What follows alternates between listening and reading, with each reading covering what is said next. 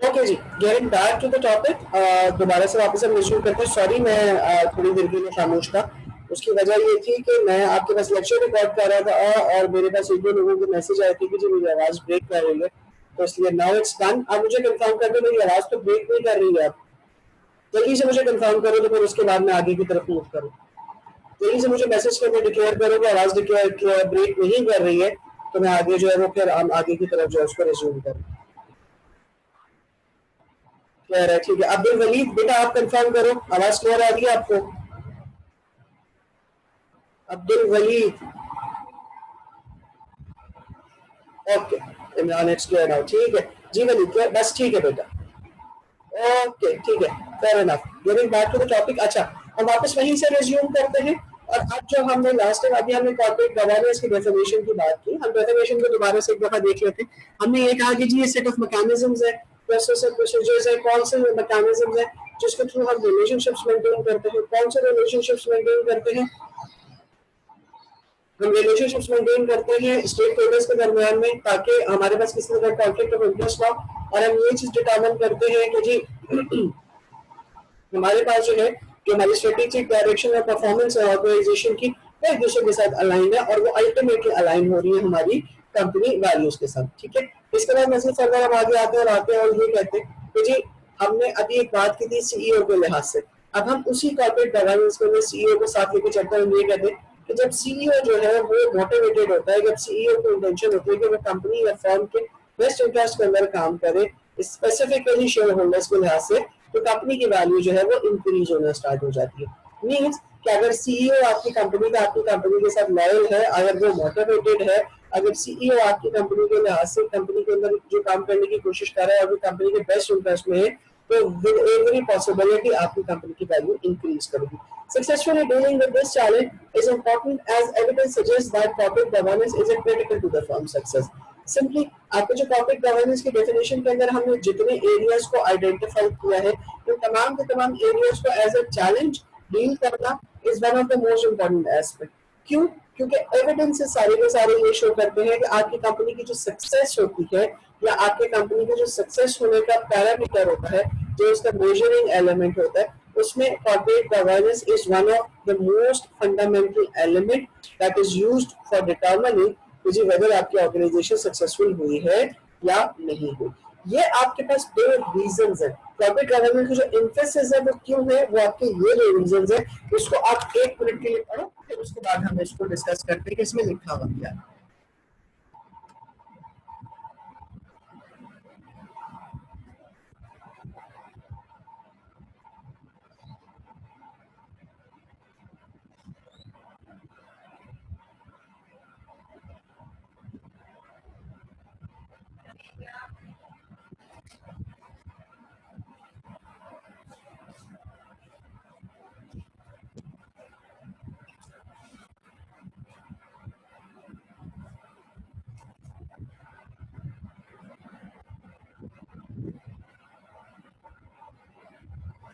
Okay जी, दो reasons हमारे पास जो है, जो आपके सामने लिखे हुए हैं, दो रीजंस आपके पास सबसे मेजर रीजंस हैं जिन रीजंस की वजह से हम कॉर्पोरेट गवर्नेंस को इतनी ज्यादा इंफेसिस देते हैं। खैर रीजंस तो बहुत सारे, बट दो मेजर रीजंस जो हम लेते हैं। पहला, apparent failure of corporate governance mechanism to adequately monitor and control top level managers decision during recent times।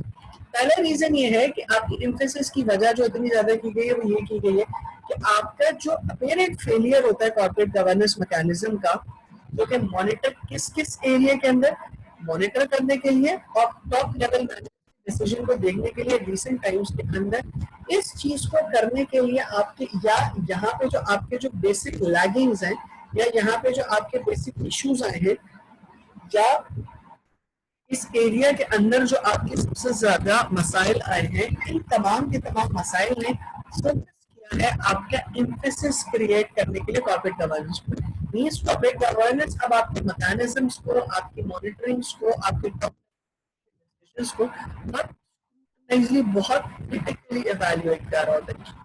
वजह है कि आपका एम्फेसिस जो है वो आपके कॉर्पोरेट गवर्नेंस के ऊपर किया गया है। दूसरा आपके पास कॉर्पोरेट गवर्नेंस पे एम्फेसिस करने की वजह क्या है? Emphasis that a well functioning corporate governance and control system can create a comparative advantage for an individual firm.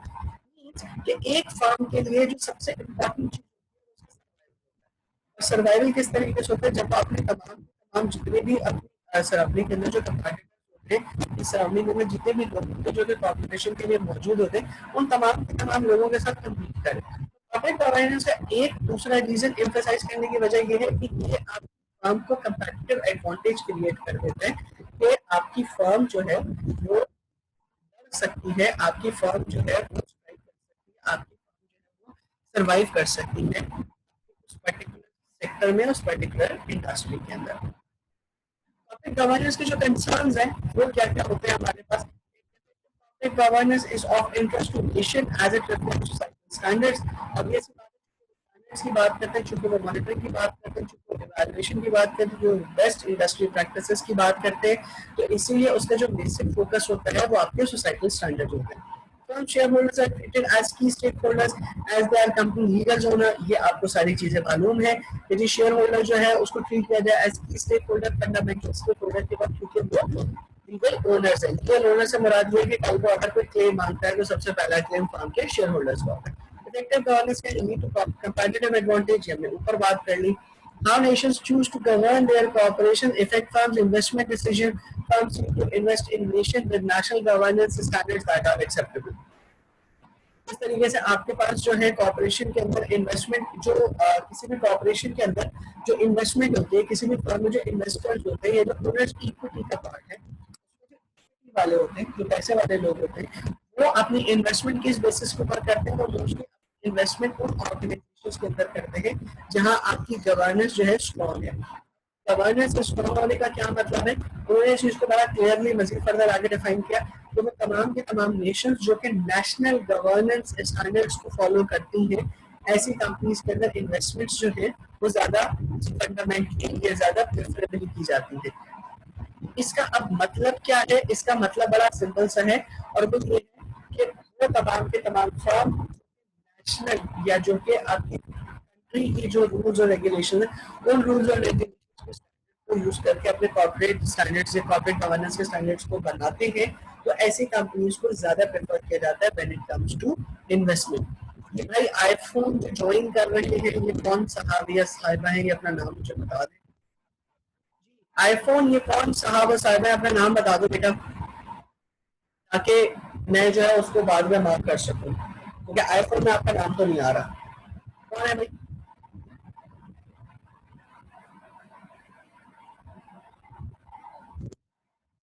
Text कर दो ताकि पता चल जाए कि कौन। आगे अब हम आते हैं और हम ये देखें कि separation managerial control corporate governance के रूल्स के अंदर एक बड़ा सिग्निफिकेंट रूल है, और इस रूल के मुताबिक आपकी ऑर्गेनाइजेशन के जो ओनर्स होते हैं, ओनरशिप कंट्रोल जो होता है या ओनर्स कंट्रोल जो होता है, वो अलग लोगों के पास होना चाहिए और मैनेजरियल कंट्रोल अलग लोगों के पास होना चाहिए। अब इसको हम डिटेल से डिस्कस करना स्टार्ट करते हैं कि इस बात का मतलब क्या है, लाइक ओनरशिप अलग होना और मैनेजरियल कंट्रोल अलग होने की क्या वजह है या क्या सिग्निफिकेंस है इसकी। पहले तो हम इंट्रोडक्शन देखते हैं और इंट्रोडक्शन के अंदर देखते हैं इसका मतलब क्या है। Historically firms managed by founders and descendants. Traditionally ऐसा होता था कि आपके पास जो फर्म्स होती थी, जो क्रिएट करता था, जो ओनर होता था, वही फर्म को मैनेज करता था। Separation of ownership and managerial control allow each group to focus on what it is best at. Shareholders bears the risk, manager formulate and implement strategy। बहुत अच्छी और बहुत कंसाइसली इन्होंने जो है वो एक्सप्लेनेशन जी। आपको दोनों को अलग अलग करने की वजह क्या? पहले ट्रेडिशनली हमारे पास यही होता था कि जी आपका शेयर होल्डर जो होता था वही आपका मैनेजर भी होता था। पैसेज ऑफ टाइम चीजें जो है वो रियलाइज होना स्टार्ट हुई और रियलाइज होना स्टार्ट होने के बाद people started realising this thing कि जी जो रिस्क लेने वाला है वो फॉर्मुलेट करने और इम्प्लीमेंट करने वाले से अलग होना चाहिए। was कि आपकी कंपनी के अंदर दो अलग अलग टेयर्स क्रिएट होंगे। टेयर्स आपकी ओनर्स इक्विटी की टेयर क्रिएट होगी जिसको हम शेयर होल्डर्स कहते हैं, जो कि बेसिकली आपका रिस्क बेयरर होता है। रिस्क बेयरर कैसे होता है? कोई भी प्रॉफिट हुआ, कोई भी लॉस हुआ, उसके खाते में जाएगा।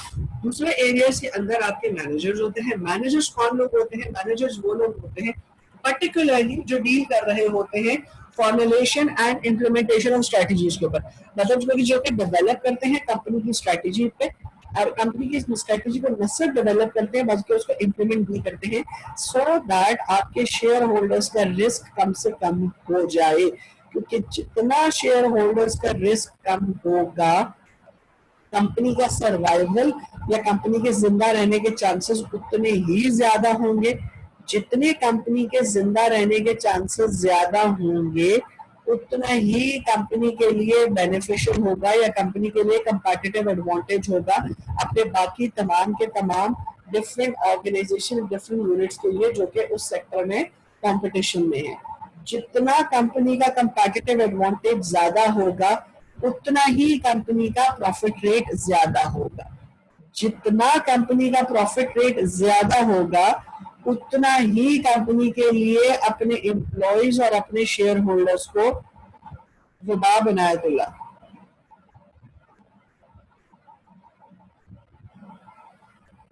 ओके, ठीक है रुबा बेटा। अच्छा, जितना कंपनी का जितने कंपनी का प्रॉफिट ज्यादा होगा, उतना ही कंपनी के लिए आसान होगा कि वो अपने एम्प्लॉइज को ना सिर्फ अच्छा पे करे बल्कि शेयर होल्डर्स को अच्छा डिविडेंड भी दे।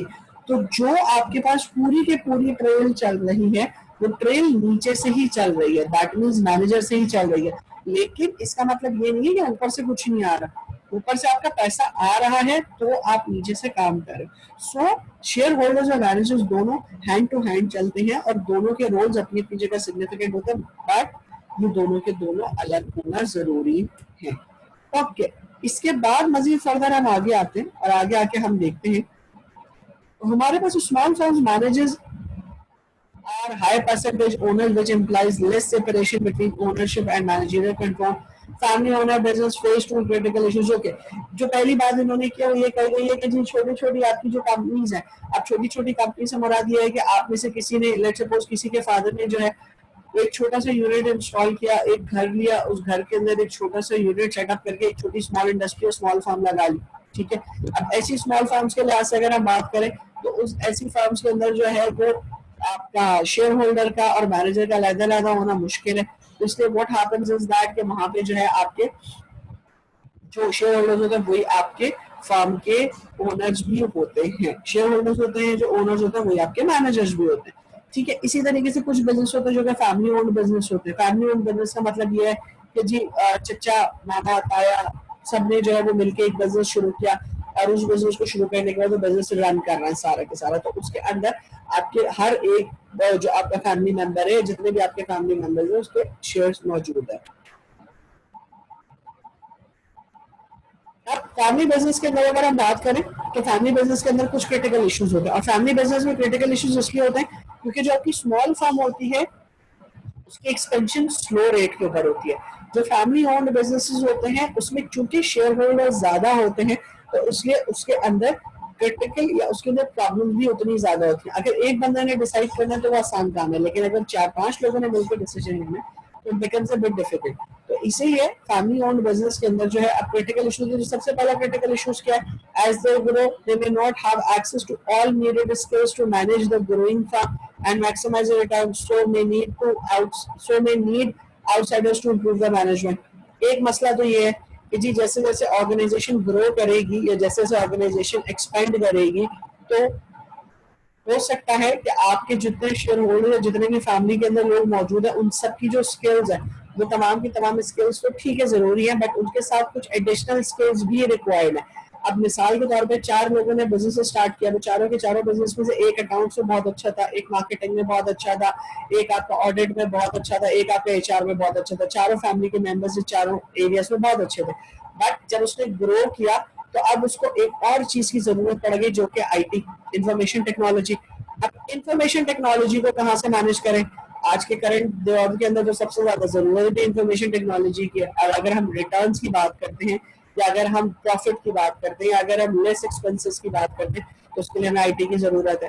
तो अब क्या हुआ, अब इस पर्टिकुलर सिचुएशन के अंदर ये हुआ कि जी अब आपको चूंकि फैमिली ओन्ड बिजनेस है आपका, आप मैनेज भी खुद कर रहे हैं, शेयर होल्डर्स भी खुद आप, now what you need to do, अब आपको एक बाहर से मैनेजर लाना पड़ेगा। कौन सा मैनेजर लाना पड़ेगा? आईटी का मैनेजर लाना पड़ेगा।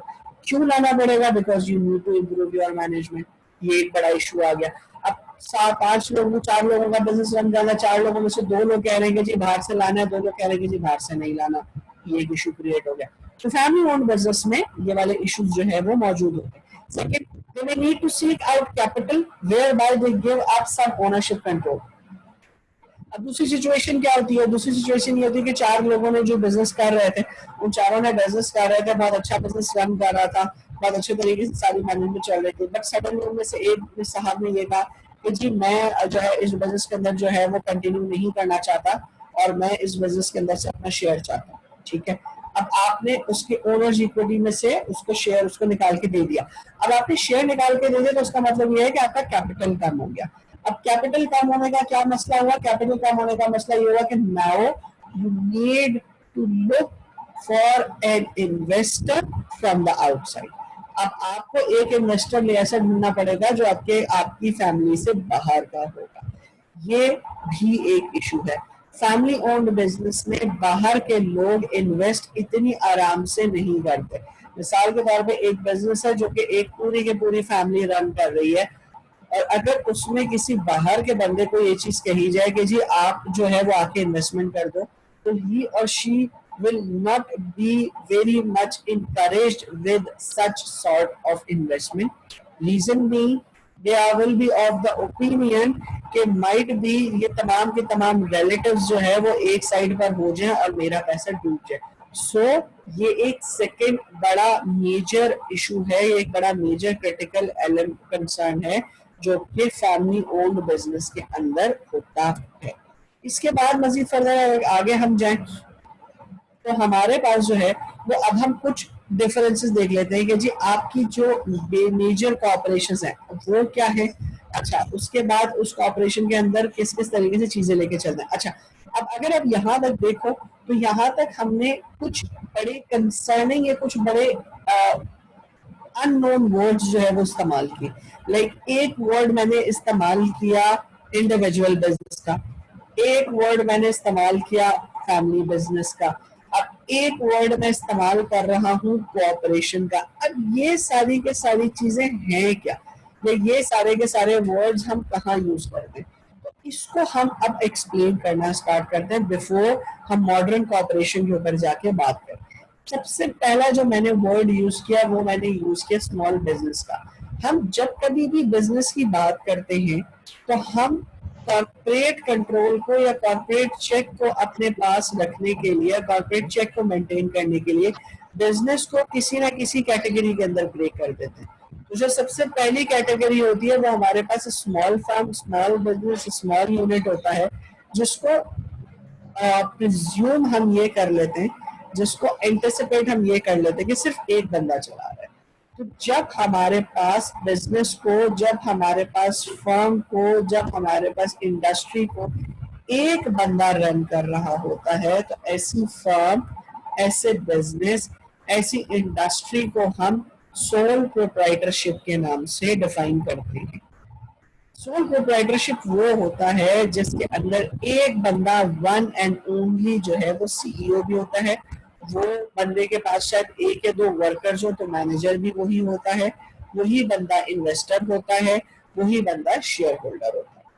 ये तो हो गए स्मॉल फार्म के लिहाज से एक बात। दूसरी बात जब हमने की तो हमने बात की फैमिली बिजनेस की।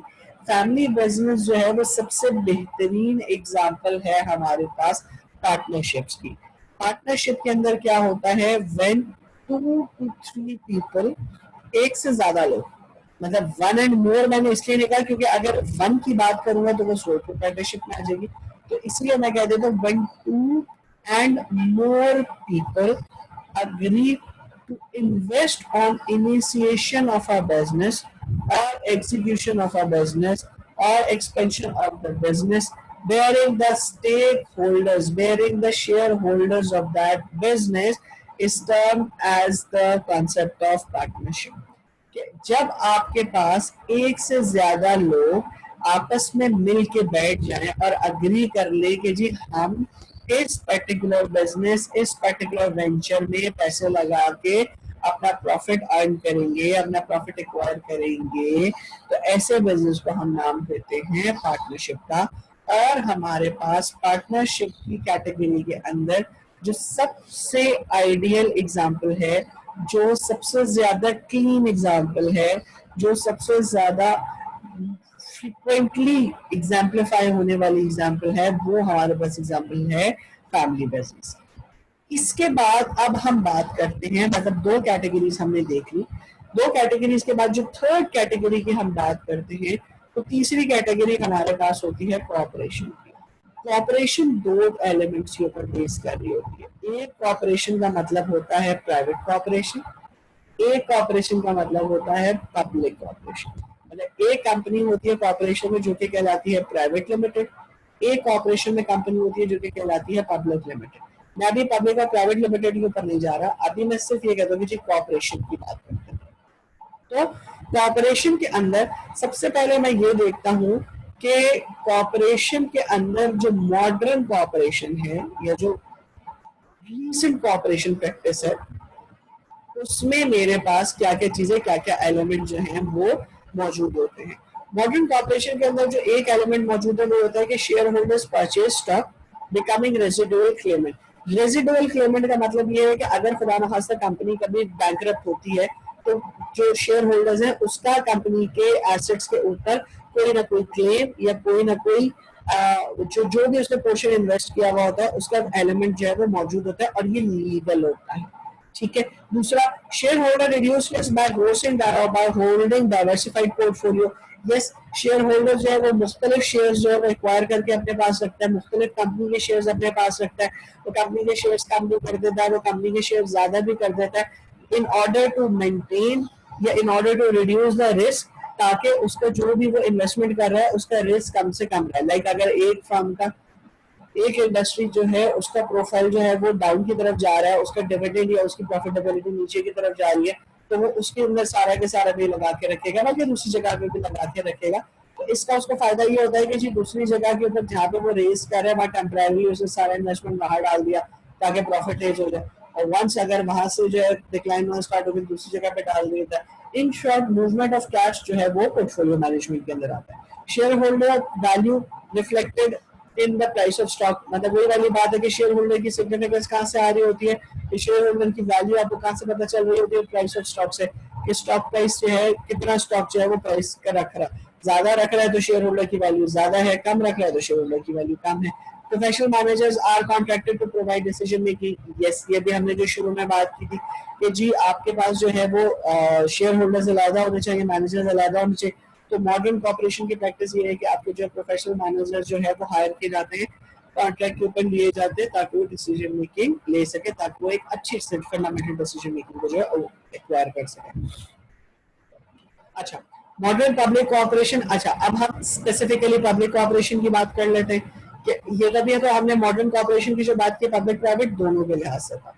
अब हम जरा पब्लिक कॉर्पोरेशन के लिहाज से बात करें। Modern public corporation form leads to efficient specialisation of task. Public corporation के अंदर जो है वो स्पेशलाइजेशन ऑफ टास्क, या आप ये समझ लो कि जो स्पेशलिस्ट होते हैं उनकी ज्यादा जरूरत है। कैसे? Risk bearing by shareholders, risk जो है वो सिग्निफिकेंटली शेयर होल्डर जो है वो बेयर कर रहा है। स्ट्रेटेजी डेवलपमेंट और डिसीजन मेकिंग बाय मैनेजर, जो स्ट्रेटेजी डेवलपमेंट और डिसीजन मेकिंग है वो स्पेसिफिकली आपके मैनेजर्स के पास होती है। तो आपके पास बेसिकली कॉर्पोरेशन के अंदर जो दो एरियाज हमने देख लिया कि एक पूरी की पूरी मॉडर्न कॉर्पोरेशन के अंदर क्या चीजें चाहिए थी, और दूसरा जो पब्लिक कॉर्पोरेशन है वो प्राइवेट कॉर्पोरेशन से अलग कैसे होती है वो हमने डिफाइन किया। मजीद फर्दर आगे हम इससे आगे मूव करते हैं और आगे मूव करके हम देखते हैं, तो ये हमारे पास शेयर होल्डर्स और जो मैनेजर्स हैं उसके कुछ पॉइंट्स हैं, कुछ जॉट डाउन पॉइंट्स हैं कि बेसिकली शेयर होल्डर क्या कर रहा था, मैनेजर क्या कर रहा था। 1 मिनट उसको पढ़ लो, फिर उसके बाद हम इसको जो है वो मजीद फर्दर आगे देखते हैं।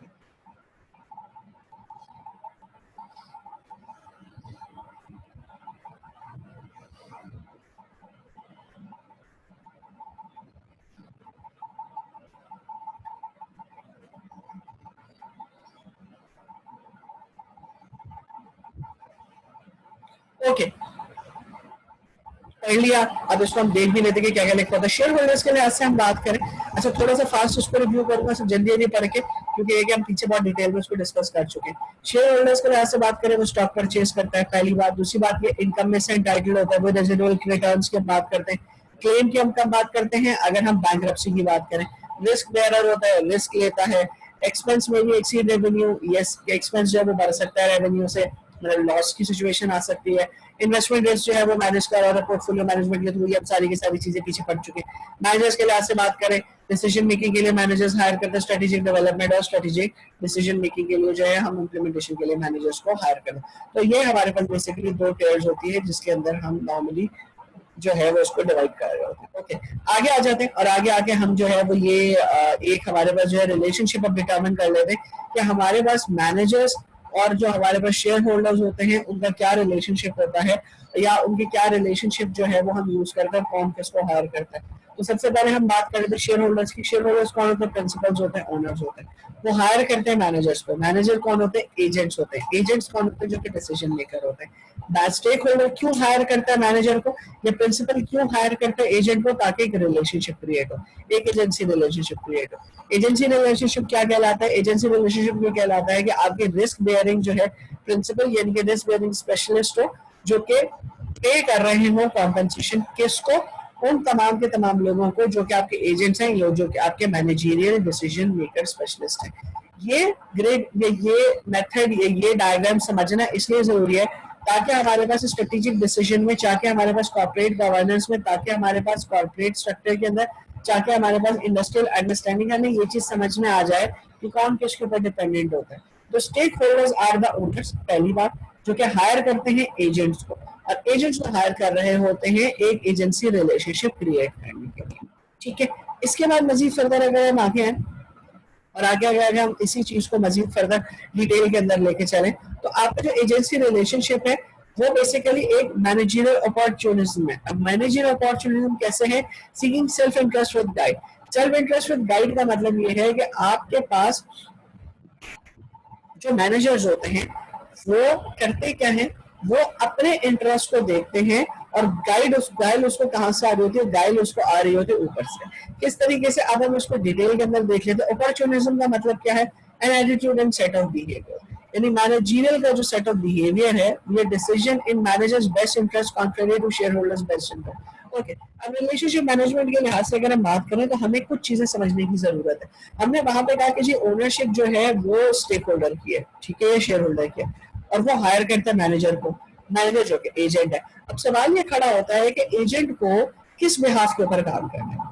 क्या एजेंट को काम करना है इन्वेस्टर के बिहाफ पे, या एजेंट को काम करना है उस फर्म या उस रिलेशनशिप के बिहाफ पे जो कि ऑर्गेनाइजेशन के अंदर जो है एस्टैब्लिश हुआ है। तो मैनेजरियल अपॉर्चुनिज्म हमें जो है वो क्लियरली ये चीज डिफाइन करती है कि जो मैनेजर्स होते हैं उनको काम करना है इंटरेस्ट की फेवर के अंदर, उनको काम करना है ऑर्गेनाइजेशन की फेवर में, ना कि वो शेयर होल्डर को डिसीजन, या ना कि वो शेयर होल्डर को जो है वो प्रॉफिट दे सके।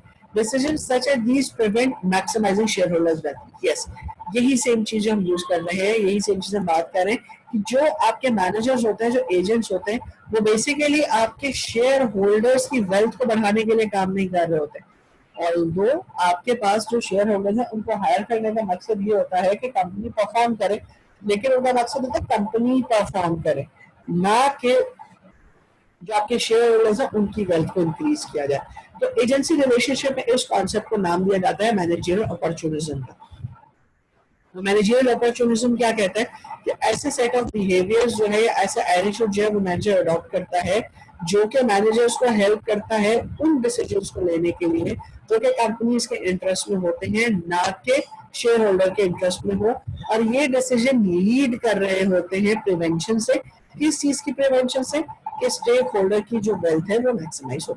यस, उसकी वेल्थ मैक्सिमाइज जरूर हो रही होती है, ऐसा नहीं है कि उसकी वेल्थ मैक्सिमाइज नहीं हो रही होती, लेकिन उसकी वेल्थ मैक्सिमाइज हो रही होती है with the increase of the wealth of business. मतलब बिजनेस की वेल्थ इंक्रीज हो रही है तो शेयर होल्डर की वेल्थ इंक्रीज हो रही है, शेयर होल्डर की खुद से डायरेक्ट वेल्थ इंक्रीज नहीं होती। Principle establish governance and control mechanism to prevent agent from acting opportunistically. इसके साथ आपके प्रिंसिपल्स जो है वो कॉर्पोरेट गवर्नेंस के अंदर जो है वो एस्टैब्लिश किए जाते हैं कि आपके पास कोई भी जो आपके पास क्या नाम है मैनेजर है वो इसके अगेंस्ट या इसके कंट्रारियली काम ना करे, मतलब वो अपॉर्चुनिस्टिकली काम ना करे कि वो इन शॉर्ट वो जो है आपके पास शेयर होल्डर्स के लिए काम ना करे, शेयर होल्डर्स के इंटरेस्ट के लिए काम ना करे। तो इस चीज को चेक एंड बैलेंस करने के लिए आपके जो है गवर्नेंस और कंट्रोल मैकेनिज्म जो है वो क्रिएट किए जाते हैं। Okay, will be keeping it till here. मैं आप लोगों की अटेंडेंस ले लेता हूँ, फिर बाकी रिमेनिंग जो है वो नेक्स्ट क्लास में, नेक्स्ट सेशन के अंदर मैं अभी जो है इसको रिव्यू करूंगा। मैं नाम पूछ देखता जा रहा हूँ, आप मुझे बताते जाओ कि सबकी अटेंडेंस लगती जा रही है नहीं लगती जा रही। अब्दुल हमीद, अब्दुल वलीद, अलमास सत्तार, अनिसा नजीर, बीबी निदा,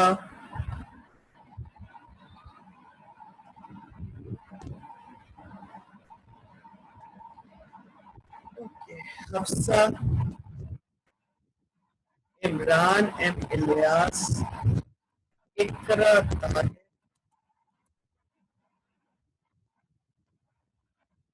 काशिफ अब्दुल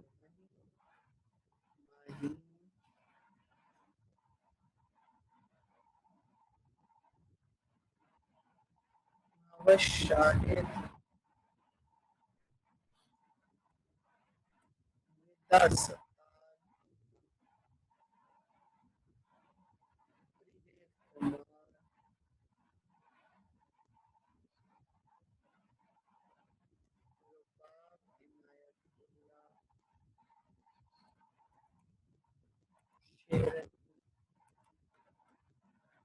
जवाहर अली खान। जी, किसी की अटेंडेंस रह गई है तो मुझे बता दो, ताकि मैं फिर उसके बाद उसको रिज्यूम करूं और फिर हम नेक्स्ट सेशन को स्टार्ट करें। मुस्कान आपकी अटेंडेंस हो गई है, माहीन आपकी अटेंडेंस हो गई, मोहम्मद हसान, हसान बेटा आपकी अटेंडेंस नहीं हुई है, आपका नाम क्यों नहीं आ रहा मेरे पास?